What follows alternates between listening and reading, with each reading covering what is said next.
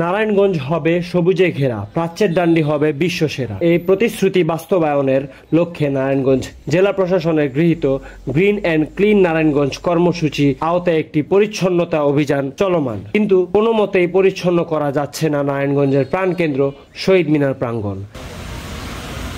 দিনে দিনে অবনতি ঘটছে শহীদ মিনারের পরিবেশের। জায়গায় জায়গায় ফুচকা চটপটির ময়লা দিয়ে প্রতিনিয়তই দুর্গন্ধ এবং খারাপ পরিবেশে ঘিরে থাকে পুরো শহীদ মিনারের ওপর ডিসি এর কঠোর নজরদারি এবং পরিচ্ছন্ন এর আহ্বান জনগণের।